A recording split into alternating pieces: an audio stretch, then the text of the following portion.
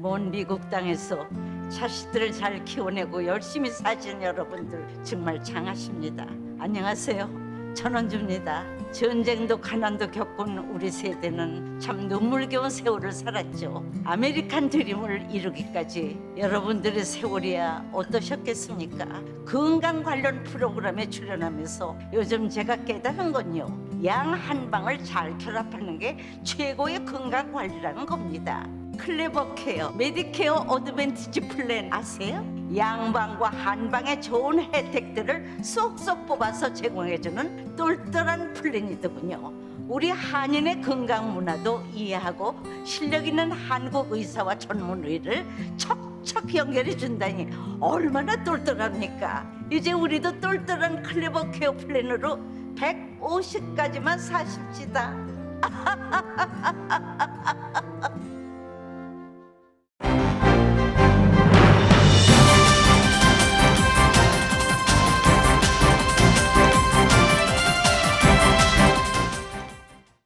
행복한 4월, 마음 따뜻하게 보내세요. 라디오 서울이 함께합니다.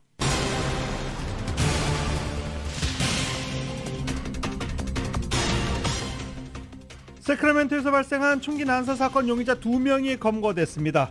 경찰은 이번 사건의 용의자를 최소 2명 이상으로 보고 있으며 당시 현장에서는 100발 이상의 총 탄피가 확인됐습니다. 남가주 마켓노조가 어제 협상에 합의했습니다. 파업을 피하게 됐습니다. 새로운 노사협약이 이번 주부터 시행될 예정입니다. 오는 5월부터 캘리포니아에 거주하는 50세 이상 저소득 주민들은 신분에 상관없이 메디컬 혜택을 받을 수 있습니다.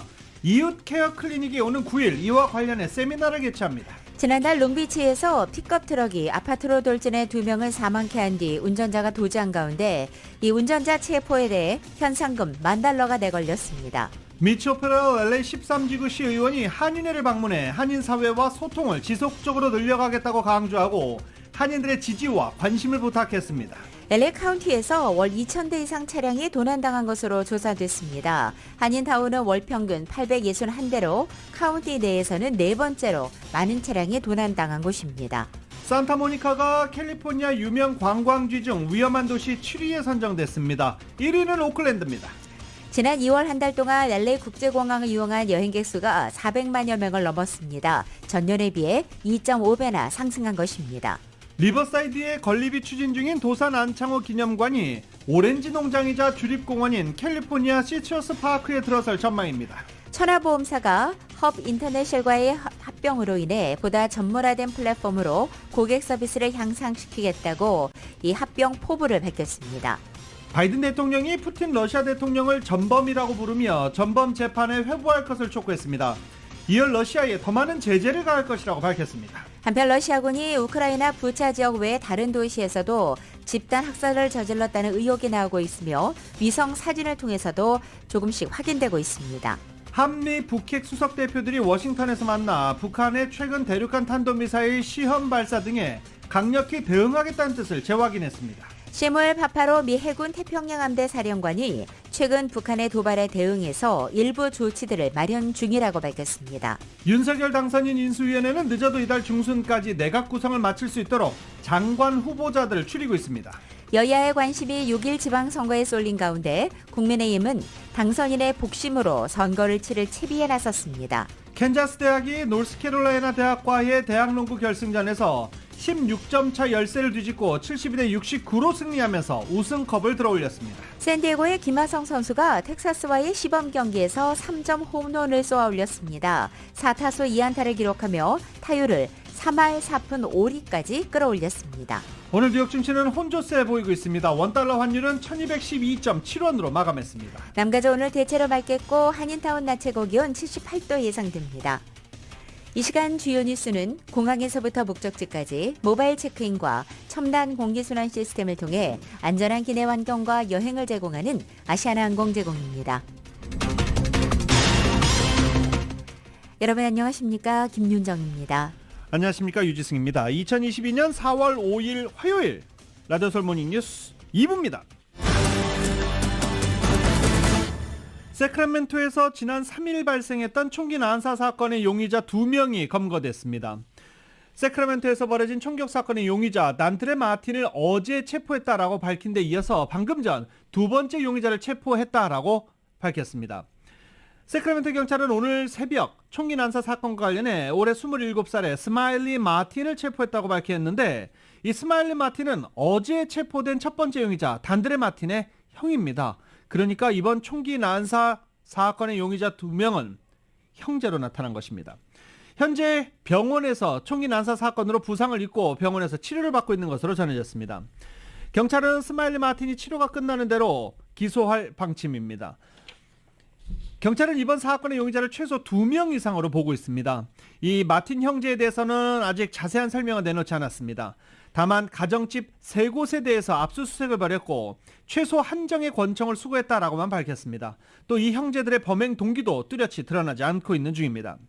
경찰은 초동 수사 결과 범행 현장에서 100발이 넘는 탄피가 발견됐고 건물 3동, 차량 3대가 총알에 맞은 것으로 파악됐습니다. 이번 총격 사건은 세크라멘토에서 발생한 가장 많은 사상자를 낸 사건으로 아시다시피 지난 3일 새벽 2시 도심 유흥가 한복판에서 벌어졌습니다. 세크라멘토 의사당과 불과 2블럭밖에 떨어지지 않은 한 나이트클럽 앞 보도에 있던 무리들이 말다툼을 시작했고 이 말다툼이 곧이어 총격 사건으로 번졌습니다. 6명이 숨졌고 12명이 부상했으며 부상자 중에는 여러 명이 중상입니다. 또 사망자 신원도 발표했는데 남성 3명과 여성 3명으로 연령대는 57살의 여성 1명을 제외하고는 모두 20, 30대 젊은이들이었습니다. 미국에서 코로나 바이러스의 하위 변이인 BA2, 즉 스텔스 오미크론 비중이 72%까지 상승했습니다. 질병통제예방센터 CDC는 지난달 27일부터 이달 2일까지의 기준으로 미국의 코로나 신규 확진자 가운데 BA2, 이 변이 감염자 비중을 72.2%로 추정한 것입니다. BA2 스텔스 오미크론의 비중은 오미크론 유행이 한창이던 지난 1월 9일부터 15일 0.2%에 불과한 것으로 추정됐지만 3월 6일부터 12일에는 27.7%, 3월 13일부터 19일에는 42.4%로 상승한 데 이어서 3월 20일부터 26일은 57.3%로 올라서며 우세종이 됐습니다. 아시아와 유럽 일부 국가에서는 BA2가 퍼져나가면서 현재 코로나가 재확산하고 있습니다. 하지만 아직 미국의 코로나 상황은 안정적인 모습입니다. 뉴욕타임즈의 자체 집계 결과 지난 3일을 기준으로 미국의 7일간의 하루 평균 신규 확진자는 2주 전보다 9% 감소해서 총 28,088명에 그쳤습니다. 미국에서 하루 평균 확진자가 2만 명 선에 그친 것은 델타로 인한 확산이 시작되기 전인 지난해 7월 이후 처음입니다. LA 수피리어 법원도 마스크 착용 의무화가 실내 해제됐습니다. 방문객들을 대상으로 마스크 착용 의무화를 해제한다고 수피리어 법원이 공식 발표했습니다. 캘리포니아 주정부 LA 카운티 정부는 잇따라 마스크 착용 의무화 해제를 발표하고 있는 중입니다. LA 수피리어 법원은 팬데믹 안전 규정을 준수해 왔다며 LA 카운티에서는 현재까지 감염자 수, 검사 양성률, 입원자 수 등이 꾸준히 감소하고 있다고 설명하기도 했습니다. 수피리어 법원은 카운티와 주정부 규정과 마찬가지로 방문객들을 대상으로 마스크 착용을 강력 권고하지만 의무화는 아닙니다. 스텔스 오미크론 BA2로 인한 팬데믹 재유행에 대한 우려가 캘리포니아에서 고조되는 가운데 캘리포니아 주민 대다수는 야외의 대규모 행사와 일부 실내에서의 백신 접종 증명서 제출 의무화 방안을 유지하는 것에 찬성하는 것으로 나타났습니다. 캘리포니아 공공정책기관이 캘리포니아 주민 1,672명을 대상으로 지난달 6일부터 17일까지 실시한 설문조사 결과 캘리포니아주 전역에 코로나 관련 안전규정이 해제되는 상황에서 주민 10명 가운데 6명은 이 규정이 유지되는 것에 찬성한다고 답변한 것입니다. 주민의 57%는 대규모 야외 행사와 식당이나 바, 헬스클럽 같은 실내 시설에서 계속 백신 접종 증명을 확인하는 방안에 동의한 것입니다. 여성 참여자 57%는 코로나 확산 방지를 위한 안전규정에 찬성하면서 35%의 남성 참여자보다 백신 관련 규정에 대해 긍정적 생각을 갖고 있었습니다. 코로나 팬데믹 동안에 많은 질타를 받았던 질병통제예방센터 CDC가 전면적인 구조조정에 착수합니다. 로셰 올렌스키 CDC 국장은 시스템 현대화와 미래를 위한 변모의 첫걸음 차원에서 향후 1개월간 전면적인 검토와 평가를 거칠 것이라고 발표했습니다. 미국을 넘어 전 세계 공중보건의 최전선으로 평가되는 CDC가 코로나 사태 세계적인 대유행 대처에서 보인 거듭된 실수로 몇 개월 동안 따가운 눈총을 받은 이후 나온 것입니다. CDC에 대한 검토 평가 작업은 오는 11일부터 짐 맥너 보건자원서비스국 국장 대리 주도로 이뤄집니다. 월렌스키 국장은 이번 검토 평가의 초점은 공중보건 인력, 데이터 현대화, 의료 형평성, 질병 창궐에 대한 신속한 대처 등 CDC 핵심 역량에 맞춰질 것이라고 덧붙였습니다. 이러한 집단적인 노력을 거쳐 CDC는 재정비 계획을 마련하고 새롭게 탈바꿈할 것이라는 게 월렌스키 국장의 설명입니다. 질병통제예방센터 CDC는 오랫동안 미국은 물론 전 세계 공중보건 향상을 위해 체계적이고 과학적인 접근으로 명성을 쌓아온 단체입니다. 타국의 과학자들도 CDC 전문가들에게 훈련을 받고 CDC 규범은 전 세계 보건당국 교과서입니다. 하지만 CDC의 기반 시설은 공중보건 시스템이 그러하듯 수십 년에 걸쳐서 서서히 방치되어 왔고 발전되지 않았으며 코로나 바이러스 팬데믹은 CDC의 유례 없는 도전으로 작용했다고 뉴욕타임즈는 짚기도 했습니다.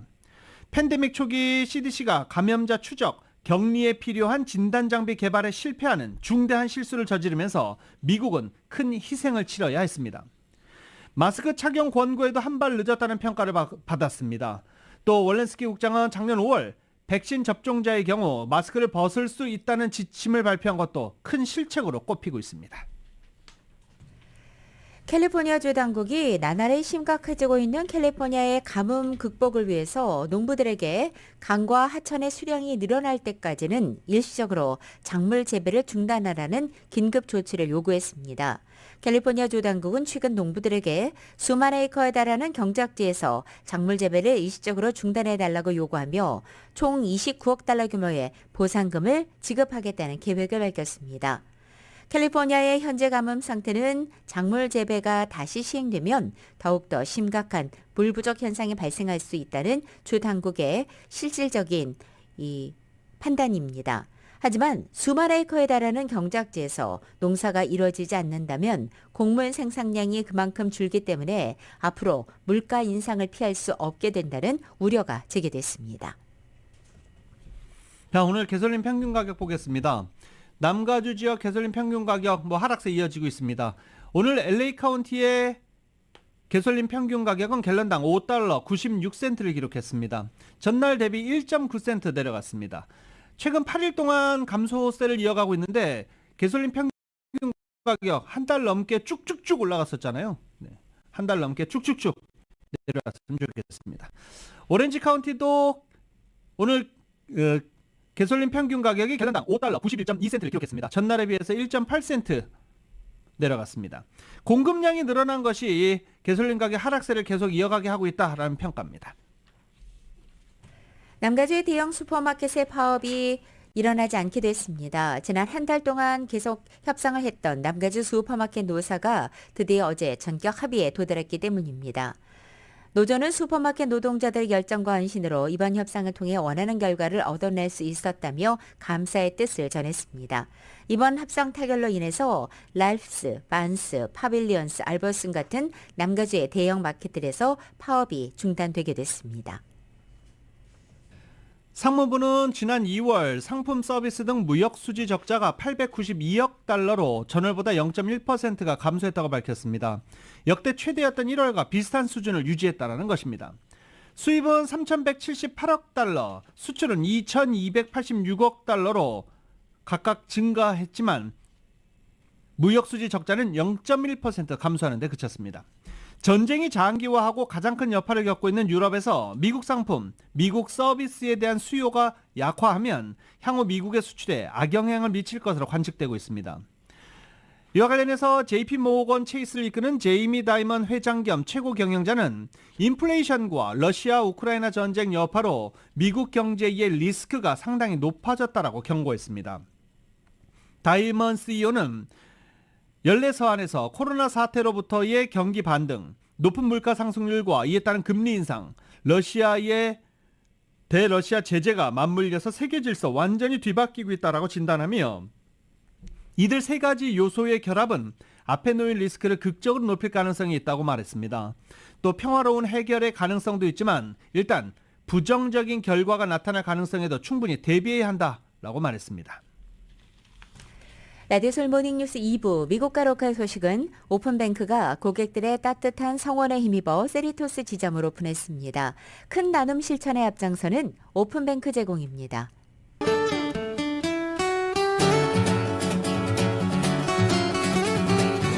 맥도널드에서 소세지나 치킨 맥그리들리즈로 여러분의 아침을 열어보십시오. 맥도널드 제공으로 4월 5일 화요일 남가주의 날씨입니다.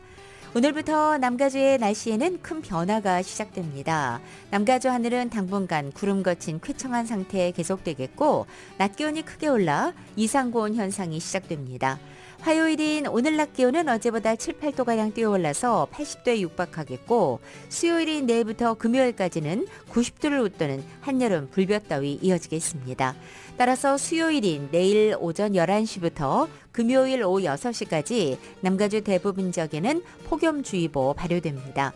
토요일에는 폭염의 기세가 한풀 꺾이겠고 일요일에는 평년 기온을 보이겠습니다.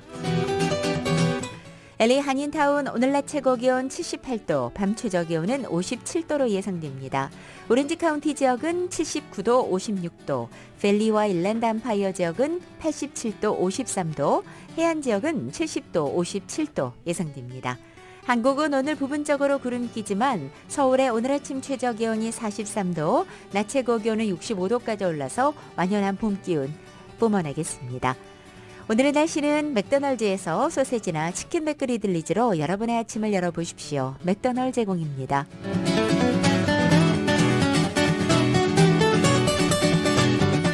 라디오 솔모닝뉴스 2부 이 시간은 1250만 불 교통사고 최고 보상, 교통사고 전문 천재 변호사 리차드 호프만, 사람을 아름답게 세상을 아름답게 피부과학 살리온, 메디케어 시니어를 위한 전문의 허가가 아주 빠른 한인 최고 최대의 서울 메디칼 그룹, 기아는 미래를 기다리지 않습니다. 스스로 만들어갑니다. 기아 자동차, 소중한 고객의 꿈을 위해 고객과 함께하는 US 메트로은행 공동 제공입니다.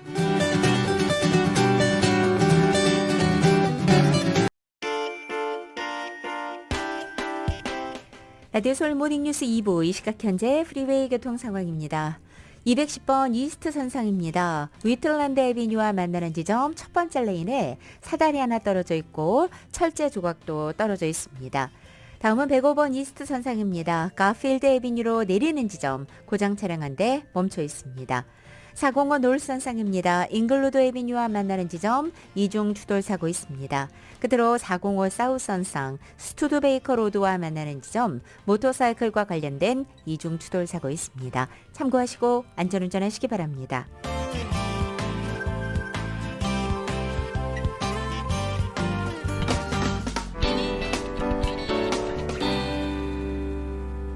라디오솔 모닝뉴스 함께하고 계십니다.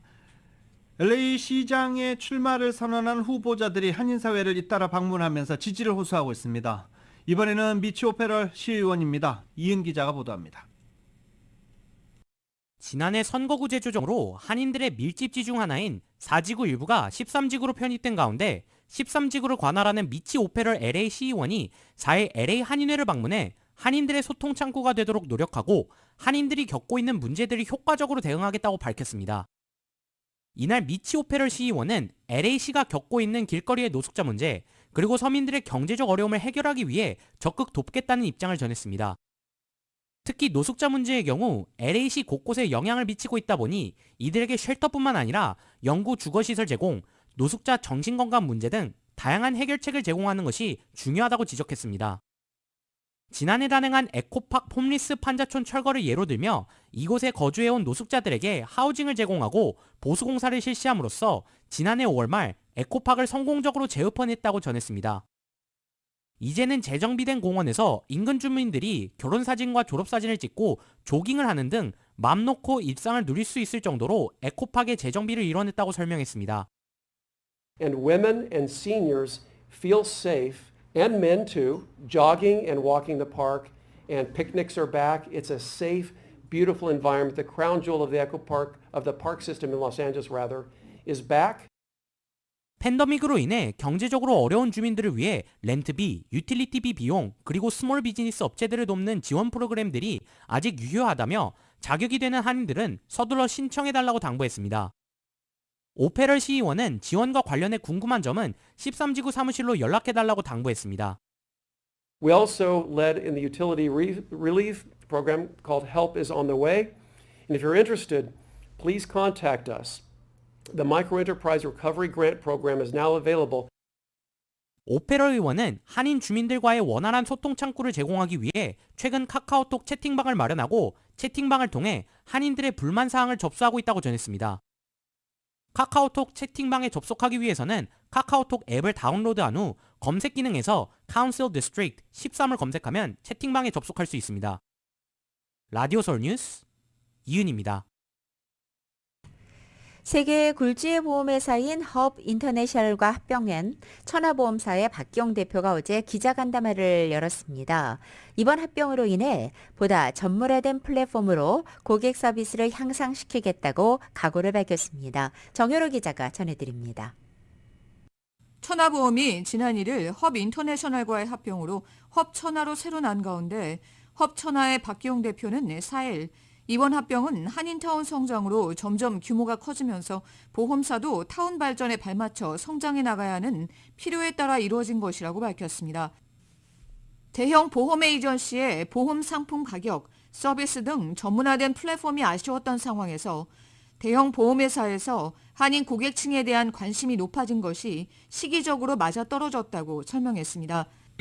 지난 10년 가까이는 이 커뮤니티의 그 비즈니스, 도메스틱 비즈니스 크지만은 또 한국에서 오는 지사 상사들에 대한 비즈니스가 굉장히 다변화되고 그 사이즈가 큰 업체들이 들어오다 보니까 메인스트림에서 굉장히 큰 관심을 가지고 이제 이 코리안 커뮤니티 들어오기 시작했고 그래서 5년 전에 헙이 시티를 인수해가지고 지난 4년 동안 상당히 좋은 그런 결과를 고객들의 만족도도 높이고 또 마켓의 영역도 이렇게 넓혀가는 그런 좋은 그 경험을 만들어준 거예요.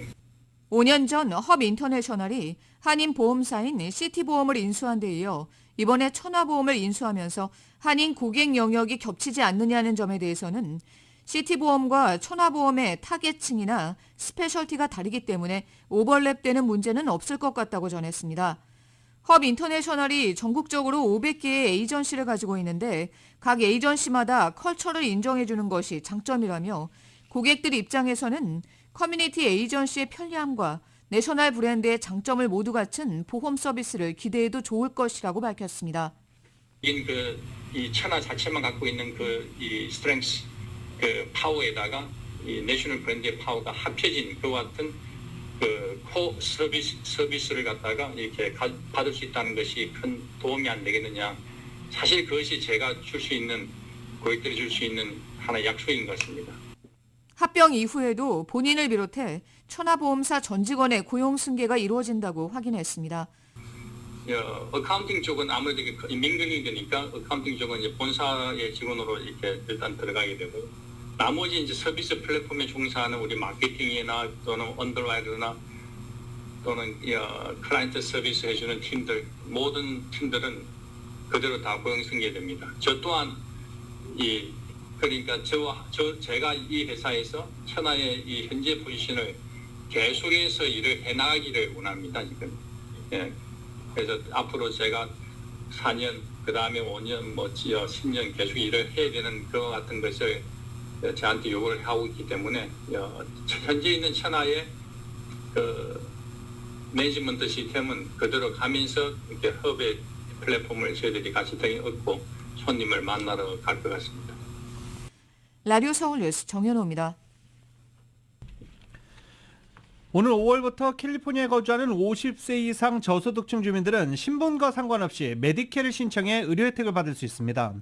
그런데 이 같은 정보를 모르는 경우가 많아 이웃케어 클리닉이 관련 행사를 주최합니다. 오는 4월 9일입니다. 4월 9일 토요일입니다. 4월 9일 토요일 오전 8시 30분부터 오후 12시 30분까지 메디켈 마이 헬스 LA 가입 행사를 윌셔와 뉴햄프셔에 위치한 이웃케어 클리닉에서 진행할 예정입니다. 윌셔와 뉴햄프셔에 위치한 이 이웃케어 클리닉에서 토요일 오전 8시 30분부터 오후 12시 30분까지 메디켈 마이 헬스 LA 가입 행사를 합니다. 가입하기 싶어도 평일에 시간을 내기 힘든 한인들을 위해서 토요일에 마련한 시간입니다. 저소득층을 위한 캘리포니아 정부 건강보험 프로그램 메디켈은 소득이 연방 빈곤선의 138%, 그러니까 1인 가족 월 1인 1,563달러 미만, 2인 가족 2,106달러, 4인 가족 3,191달러 이하면 신청할 수 있습니다. 19세에서 25세 사이로 소득이 연방 빈곤선의 138% 이하면 영주권자, 시민권자는 물론 서류 미비자도 메디켈을 신청할 수 있습니다. 또 연방 빈곤선이 266% 이하인 가정의 시민권 소지 자녀는 물론 영주권자, 서류 미비 자녀들도 이번에 메디켈을 신청할 수 있습니다. 자세한 사항은 오늘 토요일 오전 8시 30분부터 오후 12시 30분까지 이웃케어 클리닉에서 하는 이 가입 행사에 함께 하시면 되겠습니다. 문의 및 예약 전화는 전화 213-637-1081, 213-637-1081번으로 하시면 됩니다. 50세 이상 서류 미비자 중 응급 메디칼이 있는 경우 5월부터는 자동적으로 일반 메디칼로 변경되기도 합니다. LA 대표 관광지로 한인들도 자주 찾는 산타모니카 시티가 가주 내 시티 가운데 가장 위험한 도시 상위권에 꼽히고 말았습니다. 보안정보 웹사이트인 세이프와이즈가 연방수사국 FBI의 범죄 데이터를 분석한 결과 산타모니카가 캘리포니아에서 가장 위험한 도시 7위를 차지했습니다. 산타모니카의 강력범죄 발생률은 주민 1000명당 6건, 재산범죄 발생률은 주민 1000명당 42.6건으로 조사됐습니다. 산타모니카는 지난해에 비해서 랭킹이 무려 2개 단위나 높아져서 더 위험한 수준으로 분류됐고 샌프란시스코가 8위로 그 뒤를 잇고 있습니다. 캘리포니아에서 가장 위험한 도시 1위는 이 인구 43만 7,923명이 거주하고 있는 오클랜드입니다. 범죄 발생률은 주민 1000명당 12.9건, 재산 범죄 발생률은 주민 1000명당 51.6억 건으로 집계됐습니다. 한편 캘리포니아에서 가장 살기 안전한 도시에는 3년 연속 댄빌, 렌초 산타 마가리타, 무어팍이 꼽혔습니다. 올해 LA 지역에서 차량 절도범들이 활개를 치면서 차량 도난 범죄가 기승을 부리고 있습니다. LA 경찰 당국이 주민들의 주의를 당부하고 나섰습니다. 범죄 분석 사이트 크로스타운이 LAPD 자료를 분석한 결과 올 1월부터 한 달에 2,000건을 웃도는 차량 도난 사건이 발생하고 있습니다. 1월에는 2,140건, 2월에는 1,937건 발생했는데 2010년 이후 가장 많은 수치입니다. 지난해 10월 2,388건으로 피크를 찍기도 했었습니다. 작년 1월부터 올 3월까지 차량 도난 사건이 가장 많이 접수된 지역은 LA 다운타운입니다. 그리고 보일 하이츠, 세 번째는 웨스트레이크였습니다. 그리고 네 번째가 한인타운입니다. 특히 일부 차량은 차량 잠금 장치 및 보안 장치를 쉽게 풀 수 있기 때문에 절도범들의 주요 타겟이 되고 있습니다. LAPD는 운전자들이 차량을 잠시 세워두거나 열쇠를 차 안에 두고 자리를 비워 또는 음식 배달원들이 시동을 켜둔 채 배달을 다녀오는 등의 행위를 피한다면 차량 도난 사건 중 상당수를 방지할 수 있다며 주민들의 협조를 당부하기도 했습니다. 리버사이드에 건립이 추진되고 있는 도산 안창호 기념관이 유서 깊은 오렌지 농장이자 주립공원인 캘리포니아 시트러스 스테이트 히스토리 파크 인근에 있는 시 소유 부지에 들어설 전망입니다. 건립을 추진해온 미주 도산 안창호 기념사업회가 협의를 이어온 리버사이드 시정부 측으로부터 임대 가능 후보 부지를 공식 전달받은 것입니다. 해당 부지는 일단 50년간 $1 또는 무상으로 도산기념관에 임대해주는 방식입니다. 한편 도산기념관 건립 사업은 기념관 본관과 체험관, 숙박시설 등을 포함해서 종합교육센터 건립을 목표로 하고 있습니다.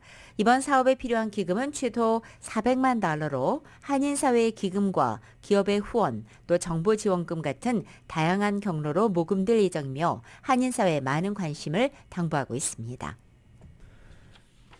재외국민이 필요한 각종 영사 서비스를 365일 24시간 인터넷으로 상담할 수 있는 챗봇 서비스가 시행에 들어갔습니다.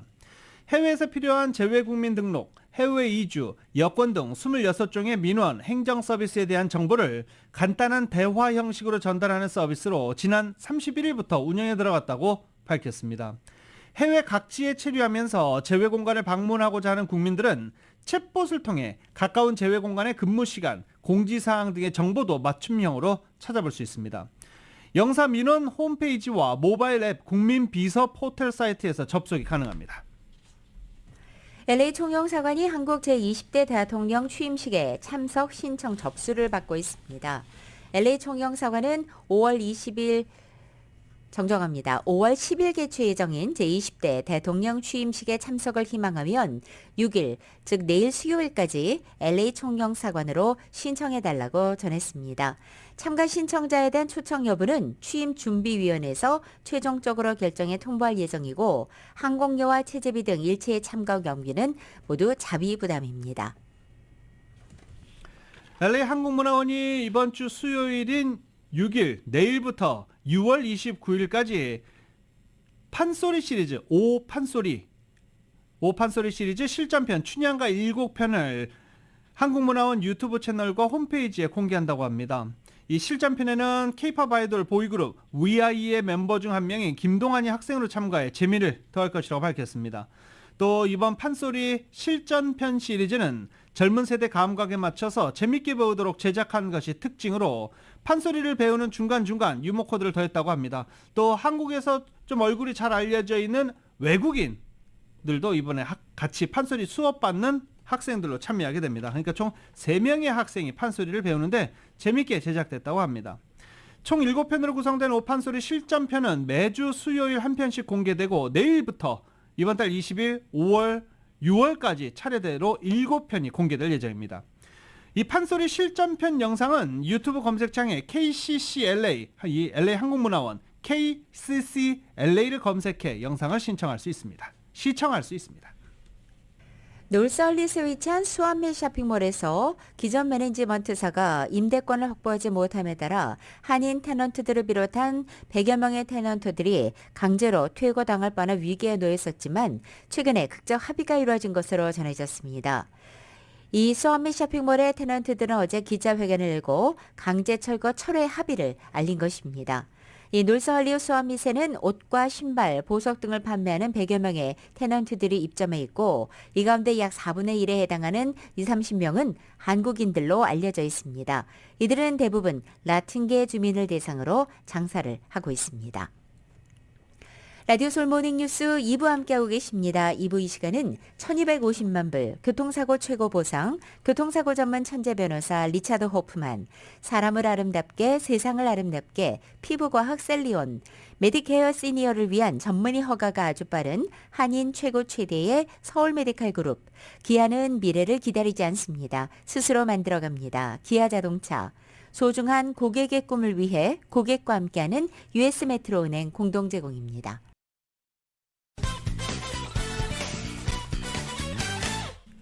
라디오솔 모닝뉴스와 함께하고 계십니다. 한미 북핵 수석 대표들이 워싱턴에서 만나 북한의 최근 대륙간 탄도미사일 시험 발사에 강력히 대응하게 되는 뜻을 재확인하기도 했습니다. 새로운 유엔 안전보장이사회 결의안을 함께 추진하기로도 합의했습니다. YTN입니다. 한미 북핵 수석 대표가 미국 국무부 청사에서 만났습니다. 지난 2월 하와이에서 만난 지 2달여 만입니다. 북한이 레드라인으로 여겨진 ICBM을 발사하고 김여정 노동당 중앙위원회 부부장이 거친 표현에 담화를 내놓는 등 한반도 위기가 고조되고 있기 때문입니다.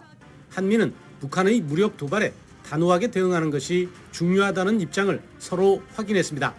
그러면서 새로운 유엔 안보리 결의안을 추진하기로 했습니다. 이는 다수의 유엔 안보리 결의를 위반한 행위임을 감안해서 안보리에서 새로운 결의 추진을 포함하여 강력한 조치를 추진하는 것이 필요하다는 데 의견을 같이 했습니다. 하지만 이미 한 차례 미국 주도로 소집된 유엔 안보리에서 중국과 러시아 반대로 언론 성명조차도 무산된 만큼 구체적인 결과까지 이어지기는 쉽지 않다는 관측입니다. 한미 수석 대표들은 그러면서도 여전히 외교에 열려 있다며 북한의 결심을 촉구했습니다. We also made clear that we remain open to diplomacy, but it really is up to Pyongyang to decide the path forward. They can choose to talk to us, to negotiate with us towards our shared goal of denuclearization. 노 본부장은 특히 북한에 대한 관여 노력을 계속해 나가겠다고 강조했습니다. 이번 회동에서 노 본부장은 김 대표에게 서울 방문을 요청했습니다. 김 대표가 수락했는데 새 정부 인수위와도 만나겠다며 기대감을 나타냈습니다. 워싱턴에서 YTN 강태욱입니다. 이런 가운데 북한 김영정 노동당 중앙위원회 부부장이 어제 또다시 담화를 냈습니다. 서우 국방부 장관의 사전 발사 원점 정밀 타격 발언을 재차 비난하면서도 남조선을 겨냥해서 총포 단 한 발도 쏘지 않겠다고 밝혔습니다. 김 부부장은 이날 조선중앙통신을 통해서 발표한 담화를 통해 우리는 남조선을 무력의 상대로 보지 않는다며 이같이 말한 것입니다. 또 어제 공개된 대남 위협 담화에서는 핵 전투 전력이라는 새로운 용어가 등장하기도 했습니다. 이것은 전술 핵무기를 의미하는 것으로 전술 핵 완성을 위한 제7차 핵실험을 암시한 것이라는 관측도 나오고 있습니다. 마크 밀리 합참의장이 북한의 탄도미사일 능력이 미국 본토까지 실질적인 위협이 되고 있다고 밝혔습니다. 밀리 의장은 하원 군사위원회 회계년도 국방예산 청문회 출석에 앞서 제출한 서면 자료에서 북한의 지속적인 무기 시험과 개발은 본토는 물론 인도태평양의 동맹 및 파트너들에 대한 실질적인 위협이 되고 있다고 말했습니다. 그러면서 그들은 한반도는 물론 지역 전체 평화와 시민을 희생시킬 수 있는 군사력에 대한 근시안적인 초점을 누그러뜨릴 징후를 보이지 않고 있다라고도 경고했습니다. 하원 군사위원회 청문회 출석한 로이드 오스틴 국방장관도 서면 자료에서 중국과 러시아가 미국 안보에 가장 큰 도전을 제기하지만 우리는 다른 위험에도 방심하면 안 된다며 북한과 이란 등을 거론했습니다. 조 바이든 대통령이 블라디미르 푸틴 러시아 대통령을 전범이라고 부르면서 전범 재판에 회부할 것을 촉구했습니다. 바이든 대통령은 러시아에 대해서 더 많은 경제 제재를 가하겠다고도 밝혔습니다. YTN입니다. 조 바이든 미국 대통령은 취재진에게 여러분은 우크라이나 부차에서 무슨 일이 일어나는지 봤다며 블라디미르 푸틴 러시아 대통령은 전범이라고 말했습니다. 바이든 대통령은 모든 구체적인 사항들을 수집해 푸틴 대통령을 전범 재판에 회부할 것을 촉구했습니다. We have to gather all the detail so this can be have a war crime trial. This guy is brutal and what's happening in Bucha is outrageous and everyone's seen it. 바이든 대통령은 앞서 지난달 16일 푸틴 대통령을 처음으로 전범으로 규정한 데 이어 살인 독재자, 도살자, 폭력배 등으로 부르는 등 연일 비난을 쏟아내고 있습니다. 바이든 대통령은 푸틴이 책임을 져야 한다면서 러시아에 대해 더 많은 제재를 가할 것이라고 밝혔습니다. 추가 제재 방안으로는 러시아와 무역을 이어가고 있는 일부 나라에 대한 2차 제재 등 에너지, 광물, 운송, 금융 등 분야에 대한 제재 가능성이 거론되고 있습니다.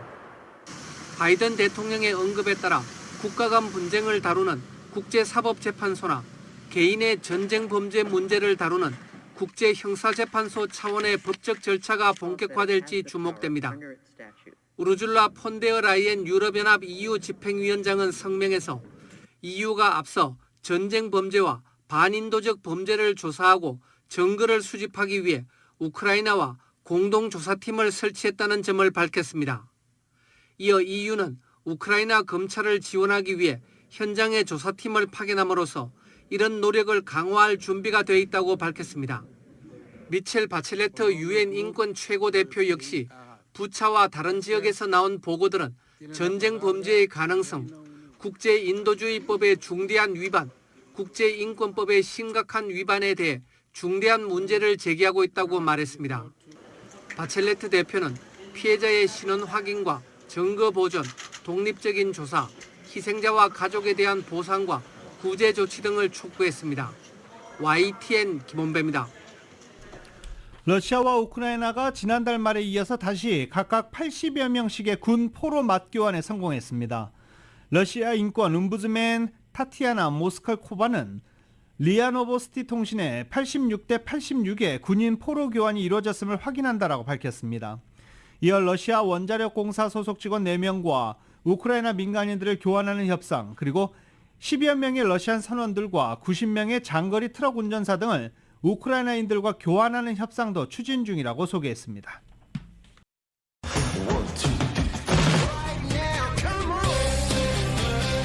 라디오솔 모닝뉴스 스포츠 소식입니다. 스포츠 소식은 전문가가 추천하는 이민법과 가정법 전문 재인정 종합법률사무소 제공입니다. 3월의 광란 어제 마무리됐습니다. 어제 3월의 광란 결승전에서 캔자스 대학이 노스캐롤라이나 대학을 72대 69로 꺾고 승리를 하면서 우승컵을 들어올렸습니다. 전반 한때 16점 차까지 끌려가던 캔자스 대학은 대학농구 디비전 1 토너먼트 결승전 사상 최다 점수차 26점 차를 뒤집는 역전 신기록을 세우기도 했습니다.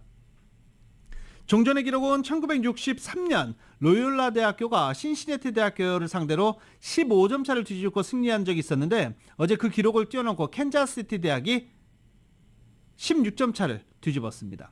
캔자스시티 아닙니다. 캔자스 대학입니다. 이로써 캔자스 대학교는 2008년 이후 14년 만에 다시 3월의 광란 정상에 올랐고 1952년, 1988년에도 우승한 캔자스 대학교는 이번 대회에서 4번 이상 우승한 7번째 학교가 됐습니다.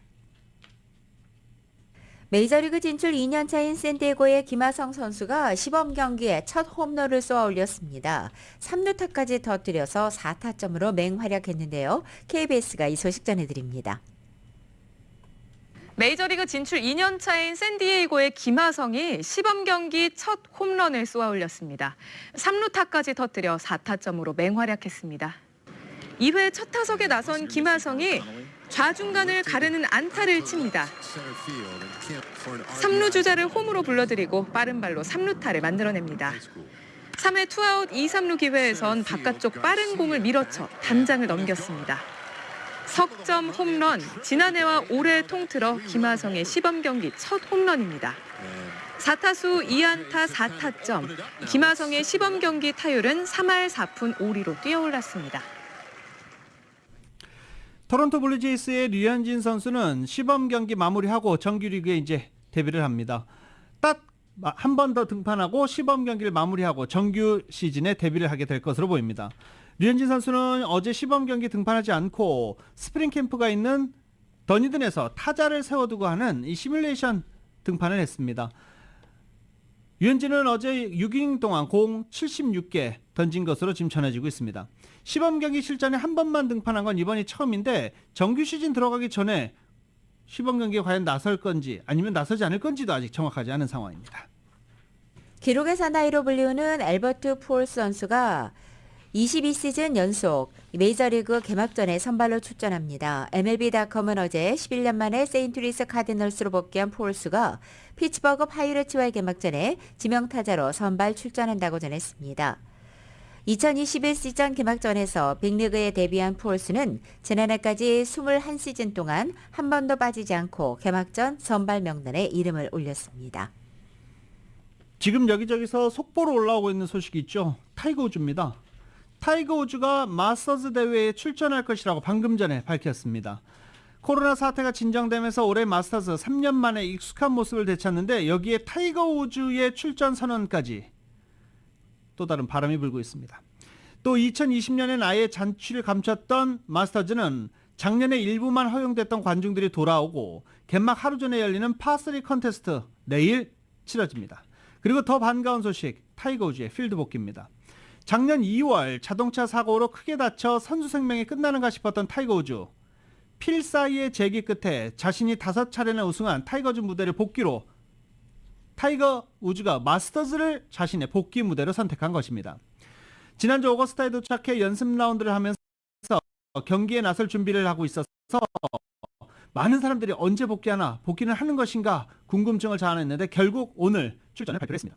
한국 선수로는 임성재, 김시우, 이경훈 등 3명이 출전 선수 명단에 이름을 올렸습니다.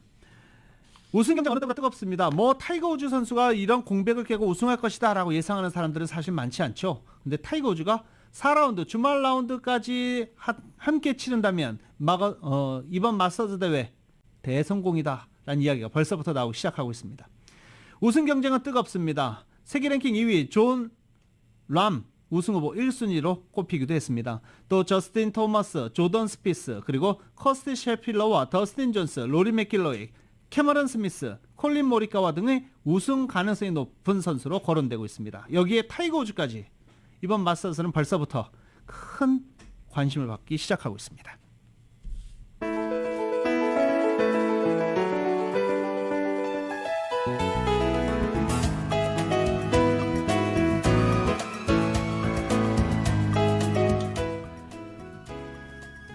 (2022년 4월 5일) 화요일에 전해드린 라디오솔 모닝뉴스 여기서 마치겠습니다. 지금까지 진행의 유지승, 김윤정이었습니다. 라디오솔 모닝뉴스 2부 이 시간은 1250만 불 교통사고 최고보상, 교통사고 전문 천재 변호사 리차드 호프만, 사람을 아름답게 세상을 아름답게 피부과학 셀리온, 메디케어 시니어를 위한 전문의 허가가 아주 빠른 한인 최고 최대의 서울 메디칼 그룹, 기아는 미래를 기다리지 않습니다. 스스로 만들어갑니다. 기아 자동차, 소중한 고객의 꿈을 위해 고객과 함께하는 US 메트로은행 공동 제공이었습니다.